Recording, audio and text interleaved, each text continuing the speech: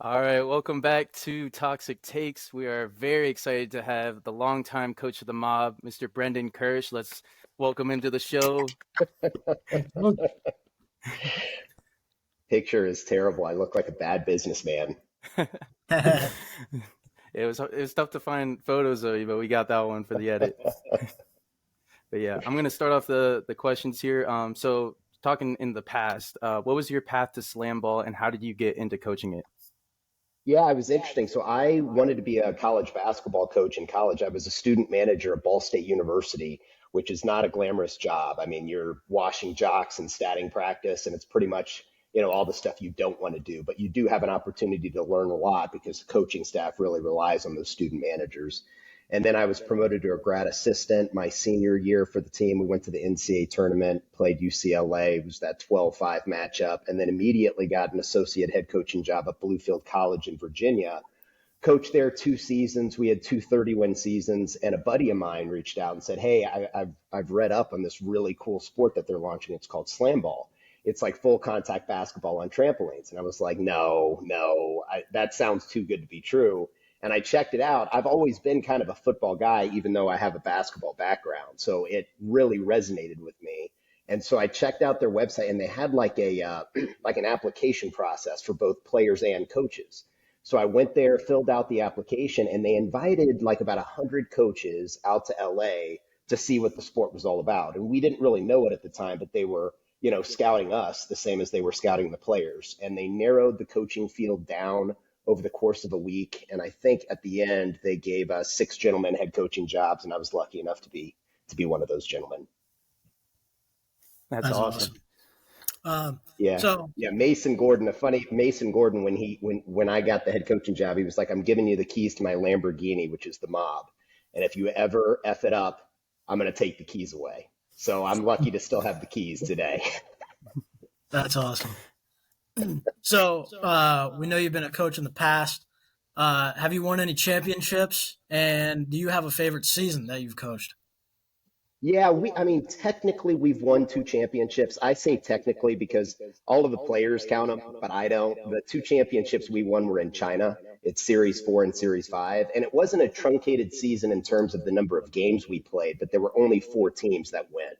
So I don't consider those real championships like the other three, Series 1, 2, and 3. And I would say the favorite season that I had, I think, was Series 2. We were out in Universal. We were out in California at Universal Studios, or no, it was City Walk is where we played the games, and we were really good. It was Kevin Cassidy's first year, Noah Ballou's first year, Trevor Anderson's first year, and we mixed them with some of the old talent that we had, like Sean Jackson and Lamonica Garrett and Chris Robbins. And I think we started out like 8-0 or 9-0 in a 12-game season. And I was thinking to myself, man, we might actually have to rest some starters like heading into the playoffs. I didn't think that was a thing in slam ball. But that was my favorite season by far. Sweet. For sure. You brought up you being wanting to be a coach, a basketball coach, right? Mhm. And when you heard about slam ball, did you ever like consider playing in the sport because you were so young? No, I never did. Like I'm 5'9.5". I used to say 5'10", but I can't even get close to that. I'm 5'9.5", and I think at the time I was about a buck 55. So I was a good basketball player in high school and everything else. Grew up in Indianapolis. It's even higher competition, out there. It's basketball country, but no, I never considered playing. I'm fine on the tramps. Like I can do a lot of the things that the players can do, but the difference is it's full contact. And if you're keeping an eye like on social media and stuff, you see some of the hits that are taking place just in scrimmages alone. I mean, it is no joke out there when you get the ball rolling and you're going full speed. So I never considered playing, but I do still get grief all the time from some of my old players because I think I was younger than I think 6 out of the 7 players that we had in Series 2. Oh So they man. do still give me grief about that. I want to get into a little bit about your drafting and how you look at that and like what you're looking for with players, obviously, because most players, if not all of them, probably have no experience at all inside the sport. So what are you looking for exactly when you're drafting these guys?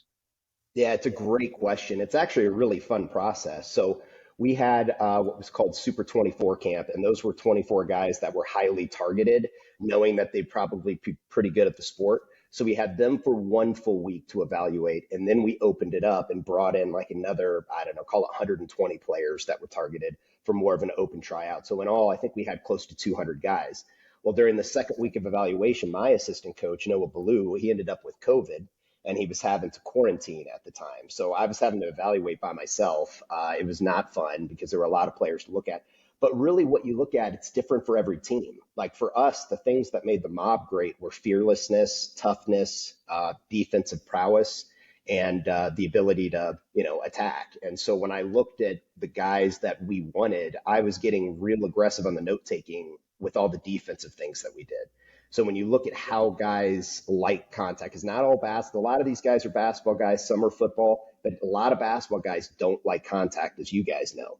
And so you have to really weed out the ones very quickly that you think might fold when they get hit out there. So we went through the evaluation process, looked at guys, and we got so lucky with the draft. Like we thought Darius Clark, who we drafted in round 2, would probably go in the first 6 or 7 picks. So when we got our guy, Cam Horton, we needed a great handler. Mob has always had great handlers. So we knew we were drafting him with our 4th overall pick if he was there. But when Darius Clark was there coming back in the 2nd round, Coach Ballou and I looked at each other. We were like, all right, we're going to be pretty good, most likely. Yeah, I was gonna mention like the snake order draft. Was there a way that the pick order was selected ahead of time?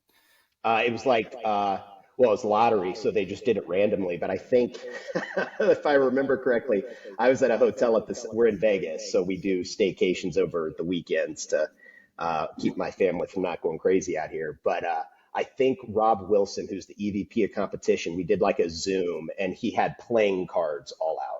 And he did something with the playing cards where he's flipping over the cards, and it was random, like how the picks were selected. But we got the 4th overall pick. And we knew Bryce Meringue was probably going to go number 1, so that eliminated our chances of having him. Yeah, were you happy with having that middle round pick since it was a snake draft? Yeah, I mean, you guys know we all play fantasy football, right? Like everybody has different strategies, but we liked being in the middle because we could see what everybody else was doing. Our strategy really was we weren't going to put stopper as a high priority. And the reason is, like Kevin Cassidy, we drafted him in round 7. And so you can find really good stoppers late. If you see fearlessness and timing in these guys, you can coach them up to become stoppers. And so we looked at Gage Smith. He was an exceptional gunner in camp. Like everybody had him pretty high on the list at gunner. And the strategy was, let's draft him at gunner in the 3rd round. And if we don't get a viable stopper towards the end of the draft, then we'll just throw him back there at stopper. And unfortunately, he became such a proficient stopper at team camp that now we're going to have to start him at stopper, even though he's equally as good at gunner. He's one of the best stoppers I think the league has ever had. So it'll be fun to watch him. So we've all kind of evaluated everybody's roster, and we all kind of came to a conclusion that the Mob have probably the best looking roster here. So now that the draft is all over with, I just want to ask, what kind of expectations do you have now for this team this season? Yeah, we have high expectations. Like it's hard to even think about those things in team camp, just candidly, because what you're trying to do, you're trying to teach them the sport and install offense and defensive strategy and make sure that everybody comes out of team camp healthy, right? Because if you just have injuries in team camp, you do. Like we lost one of the best players that the Buzzsaws had, and Michael Kowali. I forget how to pronounce his name, but it was Kowali, I believe. And he ended up with a hairline fracture in his hip. So he's out for the whole season. And so that stuff happens, and you have to make sure, like coming into the season, that you've got your whole squad that you drafted. So we're very fortunate that we stayed healthy. But the installation process in team camp, it's not like any other sport. Because you look at, like, let's look at the XFL, for example, right? If I'm coaching in the XFL, all my players already know how to play football. They've been playing football their whole life. So all I have to do is install offense or defense and strategy and work on our specific things. In Slamball, you're trying to teach the game at the same time that you're installing things from a team perspective. So that's what makes it really challenging at times. But yeah, I think I feel good about our roster where it is right now. I think there's some really good teams out there for sure. I think in looking at it, The Rumble are good, and we're going to match up with them on opening night. They're always good. And then I think there's strong teams, like for sure, but I am happy with the roster and where we're at. Yeah, we seen the Rumble, and they were one of the biggest teams we seen. So I was like, oh, Yeah. a whole lot of height on that team. Yeah, they do. I think their shortest guy is 6'6", and our tallest guy is 6'6". So it's an interesting matchup on paper for sure. Would you say that the players that you coaching now, this new era of slam ball players, have they evolved since the last time you coached slam ball? Yeah, I think they have. I mean, I think athletes in all sports are better, right, these days. There's more technology. Kids are playing a lot younger. And I think we expected that. If you ask the former players, they may not agree 100%, but like I'm looking at this class of athlete, and I think they're better than a lot of the older players were. Now, the fearlessness factor is about the same. You have guys that take to it right away. You have guys that want to take to it where it takes a little bit longer for them to get there. And then you have guys that just aren't going to take to it.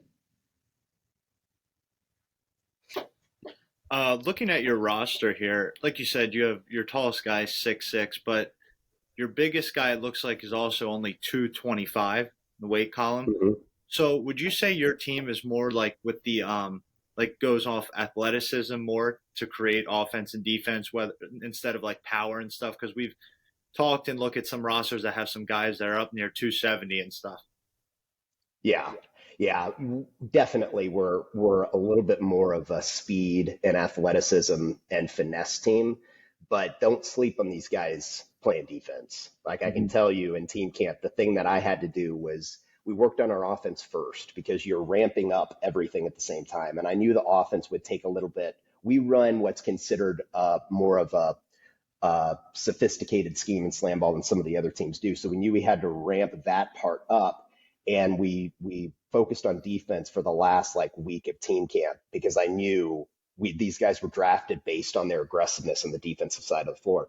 And as soon as we did and we started playing live scrimmages, I mean, these guys are nasty. They are dogs on the defensive end. So do not sleep on that side of it. But definitely from an offensive perspective, we're fast and we're looking to attack either the stopper or throw a lot of lobs. I think you'll see that in our offense. Yeah, I was going to ask, since it's 4-on-4 and fast pace and it's a combination of these sports, how does your play calling differ in slam ball versus those other sports? Yeah, it's just the fact that there's very little stoppage time, right? Like it's almost like hockey where you're making substitutions on the fly.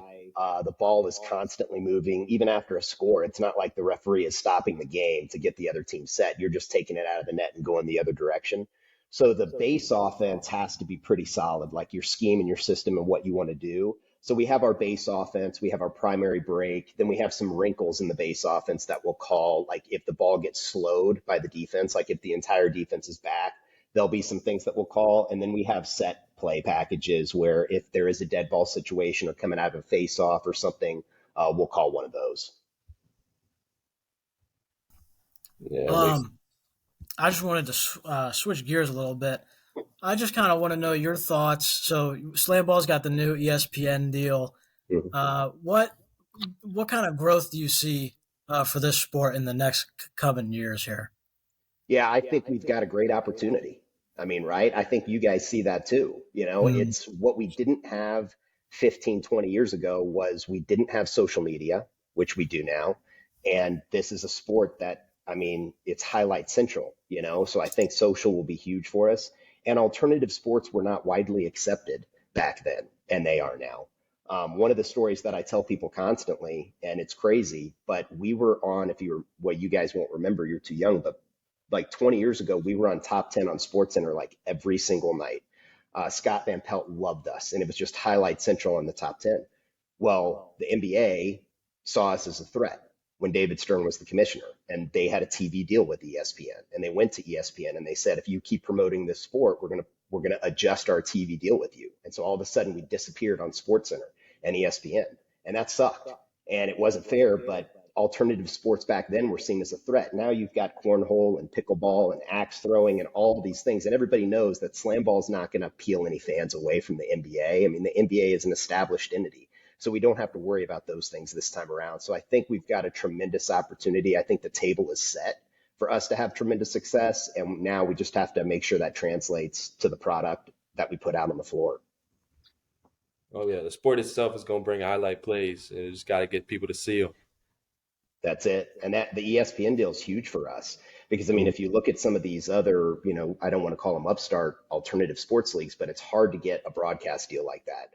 And it was awesome for us because Mason Gordon and Mike Tollins and some of the leaders in Slamball, they were negotiating that for a while. There was another network at the table that wanted it as well. And it kind of went back and forth. I don't want to call it a bidding war, but it went back and forth a little bit until ESPN won out. So we're pretty excited about it.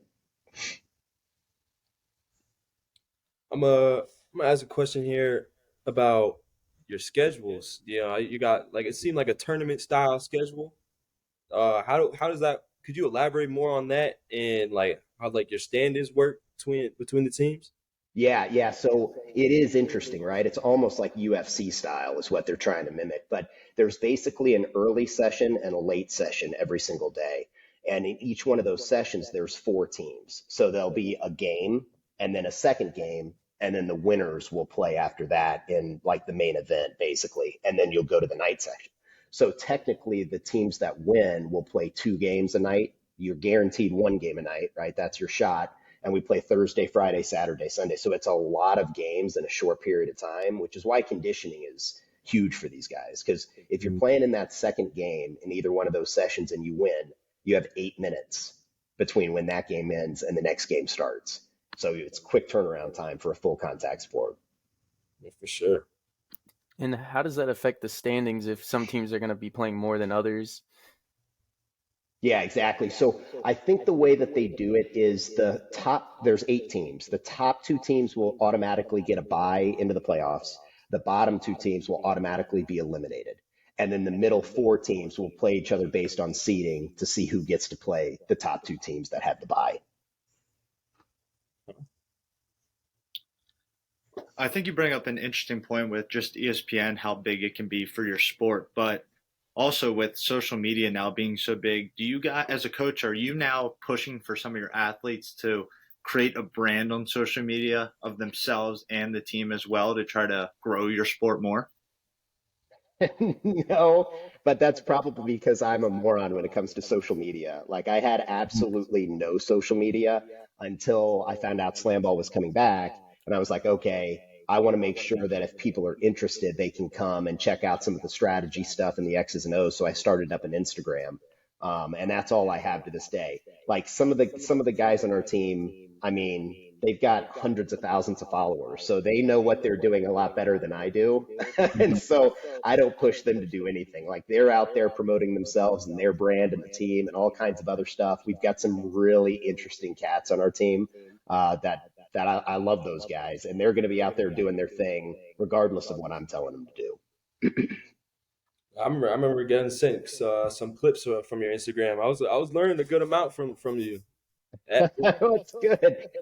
It's good, right? Because it's a lot of people, if you're just watching Slamball, it looks like chaos, but it's not.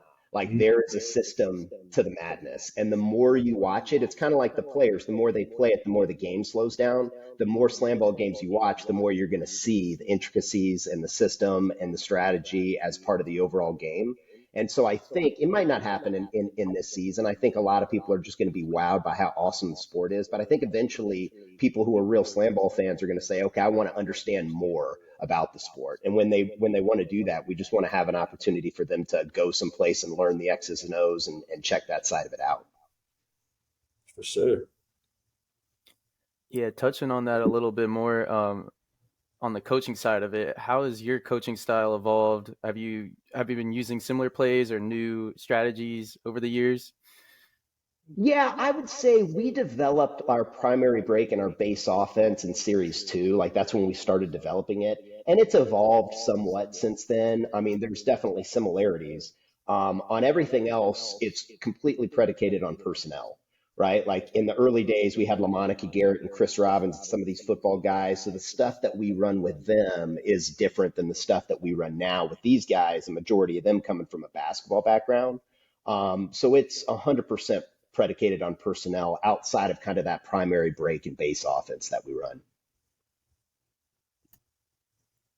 So, talking about your offensive coaching style, how much is it important to have a balance of going for dunks all the time and shooting the three all the time? What sort of balance are you looking for? It is, and that's a really good point because I don't know if you guys have heard this, but they've instituted a 4-point line. So now there's a 4-point line, and so every shot back there is 4. Anything inside the 4-point line, but from the wood, is a 3. Any tramp jumper that you shoot or anything that's not a dunk from the spring beds is worth 2, and then a dunk is worth 3.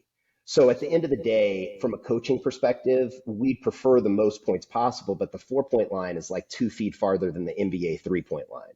So it's a long distance, and all these guys think they can shoot, and they definitely can. Like shooting has improved pretty dramatically over the last few years that we've seen in basketball in general.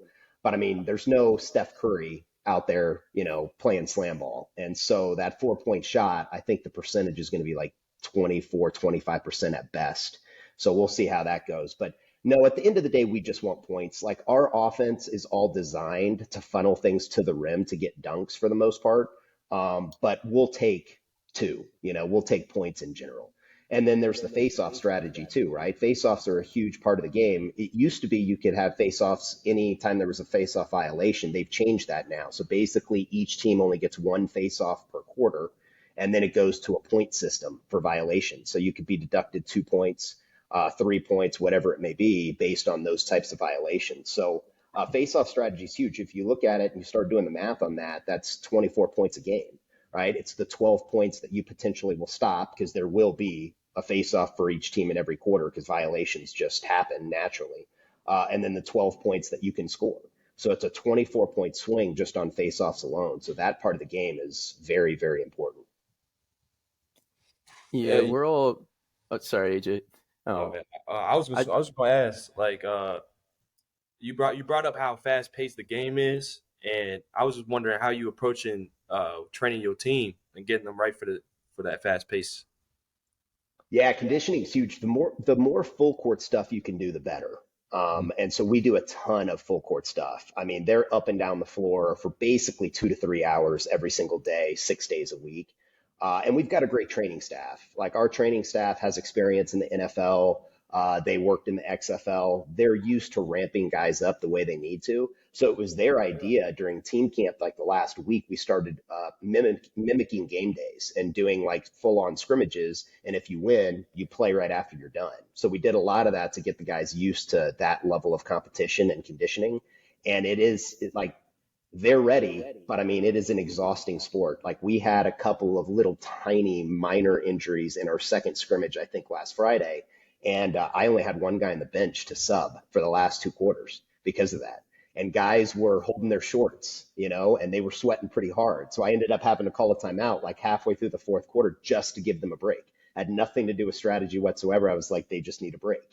So it's heavy conditioning and they're ready, but it does take a toll on the players for sure. Again, taking a look at your roster with Darius Clark, it talks about how he's a highly decorated long jumper before he even joined Slamball. So what can we expect from him, especially on his athleticism side of things, going against the other team's defense? Yeah, he's going to be good. He's going to be really, really good. And we've seen it in team camp. What a lot of people don't understand is these guys that have crazy verticals, it does translate to slam ball. The initial thought is, well, if you're jumping off a hardwood or you're jumping off asphalt, like that doesn't translate to trampolines, but it does because the same exact motion, which is heel to toe, when you push off of that toe to jump, is the exact same motion that you get from the spring beds when you hit them properly. You're hitting with your heel, letting the spring bed transfer energy and rolling to your toe to be able to get up and bounce. And he figured that out right away. And we see him now. He's going higher and higher like every single game. He got up. You may have seen the clip on social media, but he got up so high on one of his dunks in our scrimmages. I think his feet were at the rim and his waist was at the backboard. Yeah, and I saw that clip. And I asked him after the game, I was like, Dak, where did you get that? Like, did somebody popcorn you or did you just get the perfect bounce? And he was like, no, man. He was like, I hit the tramp with a lot of speed and I figured out that if I come with more speed, I can get higher. So he thinks he can replicate that, more and more. But we're going to see. He actually holds the world record for the running vertical at 50 inches, the Guinness World Record. So he is a high flyer. And it's fun during the throwdown, which is what happens to start a game, because the refs bounce the ball down and it goes up in the air. Well, we just send him in there and nobody wants to mess with him. He just climbs up into the sky and grabs that thing. Yeah, we were looking to have him on the show too. We reached out to him, but he was a little bit busy. We were looking to reschedule with him. Yeah, you'll get him. You'll get him eventually. He is busy. He does a lot of stuff, but he's a great kid. That's the thing about like all these guys are great kids. It's like it's so funny because Mob and Rumble were one of the original rivalries, and the only two people still left from those days are Coach Carter and I, right? And Mob Rumble again, they want it to be a big rivalry, and I'm sure it will be, but it's not the same because like you used to look across to the other teams in the other locker rooms and be like, I really don't like you that much. Legitimately, there was so I don't want to call it hatred, but there was some strong feelings there. Like the Rumble back in the day, one of our games got so heated, they actually came in our locker room. If you can imagine that. Another team came into our locker room at halftime, and LaMonica Garrett and Chris Robbins, it almost got into an all-out brawl, and they got those guys out of there. There was some genuine dislike back then. But I look at the Rumble players now, and I'm like, man, I like every single one of these kids. So it's hard to it's hard to keep those rivalries up. But we'll see how the league progresses and how the season progresses. Right, because you saw these guys in training camp ahead of time before the draft, so you got to know all of them. So it must be tough having to play now. It is, and Slamball is a brotherhood in and of itself because there's only a certain amount of players that have ever played this in the world. And so they're all friends and boys. Don't get me wrong, when you break down into the team portion of it, you do want to beat the other teams. But at the end of the day, the players all know each other, they're friends, they support each other, and it really is kind of a brotherhood as far as the sport goes. Yeah. So I was gonna switch gears a little bit back towards the coaching side of things. So we noticed some of the drafting strategies of other teams being with, taking a lot of gunners and stuff. Are you big on having one of each position in there, or do you like to just put in the best players available? Yeah, I mean, you have to have one at each position. I think the main difference between some of the other teams and our team is that we've coached up stoppers in the past. So we don't put like the highest value on a stopper because we know that we can coach them up if we need to. And if you look at the draft, a lot of teams were taking stopper early. Coach Ballou and I were keeping track of how many stoppers each team had, so we knew who we could target towards the later rounds. And stoppers, I think every team had like 2 stoppers before we drafted our first one. So it was just not a position that we, had a real high priority on. And I think that was probably the biggest difference. But yeah, you got to come out of there with at least one solid handler that can initiate the offense. I look at my gunners and handlers as interchangeable depending on their skill sets. Like LaMonica Garrett back in the day was one of the greatest attackers and greatest defenders that we ever had. Couldn't dribble a basketball to save his life. So we kind of like installed rules, right? Where it's like, okay, LaMonica, if you're wide open and you want to attack the rim, go ahead and take your one dribble and get in. But if you're not wide open, when you catch the ball, find the handler, and then we'll find you back, on the one tramp lob or whatever it may be. So we have some of those rules installed today just based on what certain players can and can't do. But from an offensive perspective, handlers and gunners to me, for the most part, are interchangeable. And you brought up earlier during your scrimmages, you got some minor injuries, guys getting tired. How do you handle the injury reserves? Like, how does that work? Yeah, so there's actually an injured reserve squad. It's like a taxi squad of players that are good enough to play but didn't get drafted. And so as injuries occur, if they're going to linger, you can pull those guys up off the taxi squad and throw them on a team. Like the Buzzsaw had to do that because they lost a couple guys and they actually picked up 2 taxi squad players that are now officially part of their roster. Okay. Do they add on to that taxi squad as they pick up more players? Okay. No, they don't. I mean, it's a limited number of players that we have. So I guess the reality is there aren't that many injuries that occur in the sport. You look at it and you're like, oh my gosh, this is like, I read all the posts on social and it's like knees and ankles and all that. Like I've been part of the sport from the very first season. I've seen just about every game that was ever played. And I can count on one hand, like the number of serious injuries that we've ever had in the sport. because the spring beds are the spring beds. If you know how to bail out in the spring beds, it's a safety measure. You can be 15 foot in the air and just roll up and make sure your hands are in front of you and come down on your back, and the spring beds are going to catch you. So like the worst hits, the worst injuries that you see really don't come off of hits on the open floor or bodies colliding in the air. It usually comes down in the scoring bed, which is the tramp underneath the basket, when two guys come down, and especially it's if one guy tries to come down with one leg. Like that's where you see the injuries occur. And there's so much more. Like we've got a guy named Pat. He on Instagram, he's Flip a Day, and he's out here and his whole job is to train them on how to bail out in the trampolines. And I love it because I never saw that historically. But we'll have, like we talked about Darius Clark, he'll go up there and try to dunk on a guy. And if it's not there, like he'll hammer it down. And then you just see him basically lay down flat and he just lets the scoring bed catch him. And it's a really cool thing to see because you know he's being safe, but it's also something that you just didn't see very much back in the day. So the injury rate is actually pretty low when you look at it compared to like football or some of the other sports.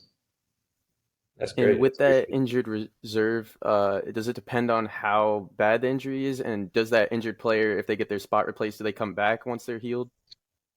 Yeah, it does, and it depends. If a player is going to be out for the season, then they're done. They just go home. They send them home and they lose their roster spot. But certainly they'll come back. Like Michael, we talked about, like he needs to come back because he was going to be so good. I mean, I'm talking about like top 10 talent. So it's very rare that you have an injury that the whole league feels in preseason, but his injury was one of those where everybody kind of felt it because we lost a tremendous talent with him not being able to go. But no, if it's like, I'll give you an example. Deontay Bird, who is one of our stoppers, who's George Bird's son, he had an ankle roll, right? And they all wear ankle braces, so it's not as bad as you would think that it would be. But he has an ankle roll that's probably going to keep him out for the first week of games. So no, like we're not going to pick up somebody off of the practice squad or the taxi squad for that 1 week. We're just going to hold on to Deontay because if you pick somebody up, you have to drop somebody to the practice squad. So if I were to drop Deontay to the practice squad, another team could just pick him up if they wanted to. And so we're not going to do that. We're just going to hold on to him. But when you start looking at it from a coaching perspective, it's like if they're going to miss 2 weeks, now you have to start making tough decisions, right? Because you need a body out there. There's just not enough bodies. It's 7-man rosters. And if you play 2 games a day, that's a tremendous toll on those athletes. Can you get into a little? I know don't probably want to get into it too deep, but just how like maybe the contracts work for this league and everything with the players. Sure. Yeah, I can't talk specifics, but it's basically each coach has, and we did it by draft for the most part, but each coach has 7 spots, and the salaries are all different. The contracts are all different. So you can pick one player to get a certain salary that's a higher salary. You can pick a second player to get another salary. I think there's a third player that gets another salary, and then the rest of the 4 players are on the same salary below that. So it's a tiered system, and it's at the coach's discretion on which players get which contracts. Gotcha. Yeah.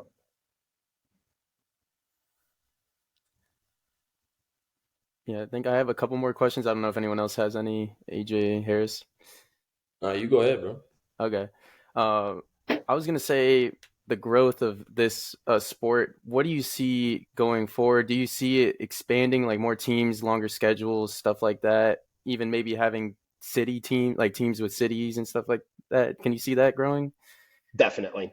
And without saying too much, there's already interest in city teams. Mason Gordon is fielding calls from owners that own other professional sports teams that are interested in esports and those types of things that are interested in adding teams to their city. I think what you'll see is the league as a whole, the plan for it is to mimic almost like the UFC style where it would be city by city events.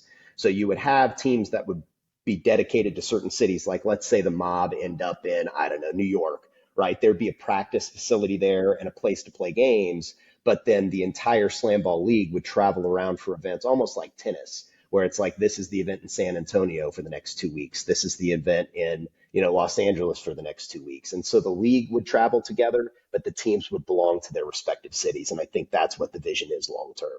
And who knows how long it'll take to get there. It could be after this season. It could be 2 seasons, could be 3 seasons, but I know eventually that is the plan. That would be awesome. Yeah. Because I was wondering the tournament style play, how that would work, but that seems like a great solution. Yeah, absolutely. Yeah. And then you could have all those little events count as wins and losses, and you'll have an individual event winner, like for each one of the cities, and then it can stack up into the season as a whole, right? All those wins and losses and events on how like the playoffs eventually work and stuff like that.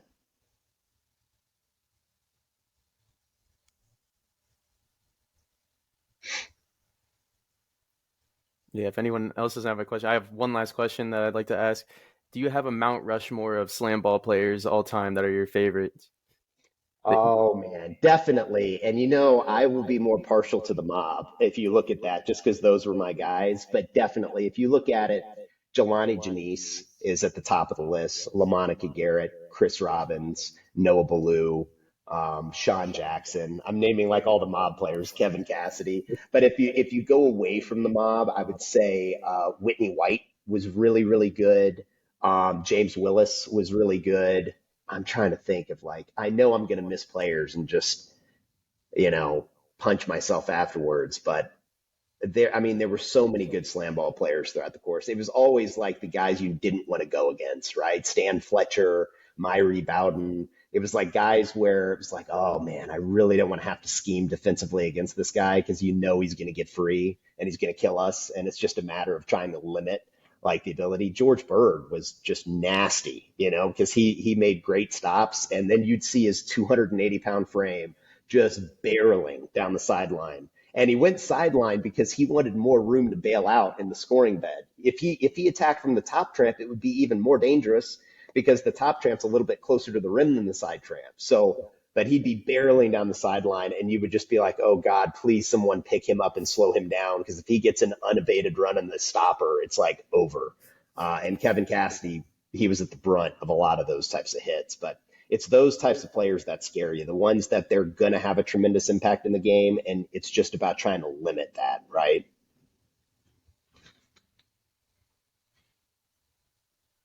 all right. Any other questions, fellas? Nah, I'm all good. I appreciate you coming on, man. Absolutely. It's fun, guys. I'm glad you're doing this. It's like I said, the more people talking about slam ball, the better. So thank you for doing it, and I hope everything for you guys goes well and continues to grow, and hit me up if you ever need